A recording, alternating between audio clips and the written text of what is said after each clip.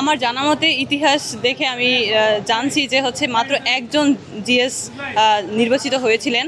এরপর বহু বছর পরে আমি হচ্ছে জিএস হিসাবে নির্বাচিত হয়েছি, পদপ্রার্থী হিসাবে আমাদের প্যানেল থেকে। তো এটা আমার খুবই আনন্দের একটা বিষয় যে হচ্ছে আমি ক্যাম্পাসের নারী শিক্ষার্থী সহ সকল শিক্ষার্থীদের রিপ্রেজেন্টেটিভ হিসাবে কাজ করতে চাই এবং ক্যাম্পাসের যে বেসিক বিষয়গুলো সেইগুলো থেকে শুরু করে ক্যাম্পাসের সকল যে সমস্যা সেগুলো দূর করার জন্য কাজ করতে চাই। এবং আমি হচ্ছে ঢাকা বিশ্ববিদ্যালয়ের শিক্ষার্থীদেরকে বলবো, আপনারা তো হচ্ছে এই পর্যন্ত অনেক পুরুষ রিপ্রেজেন্টেটিভ দেখেছেন এবং জিএস দেখেছেন, এইবার একটু না হয় নারী দেখলেন।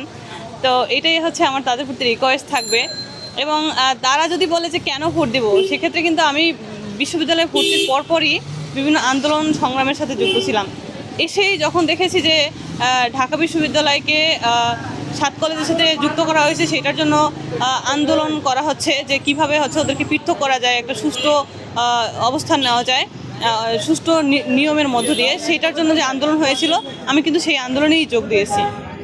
এরপর থেকে যত আন্দোলন সংগ্রাম, এই যে নিরাপদ ক্যাম্পাসের আন্দোলন, তারপর হচ্ছে আপনার জুলাই আন্দোলন যদি আমি মোটা দাগে বলি, তারপর হচ্ছে আপনার পিএসসি সংস্কার আন্দোলন এবং স্টুডেন্টদের যে চাকরির ফি বাবদ যে একটা বড় ধরনের অ্যামাউন্ট নেওয়া হয় সেইটাকে কীভাবে কমিয়ে আনা যায়, এখন কিন্তু 200 টাকায় নিয়ে আসা হয়েছে।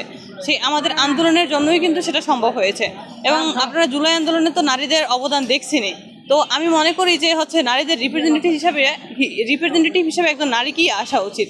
এবং আপনারা দেখছেন যে জুলাই আন্দোলনে নারীদের এত অবদান রাখা সত্ত্বেও প্রায়শই দেখা যায় যে একটা চিন্তা আছে যে নারীদেরকে সাইডলাইন করে দেওয়া, সেইটা যাতে না হয়।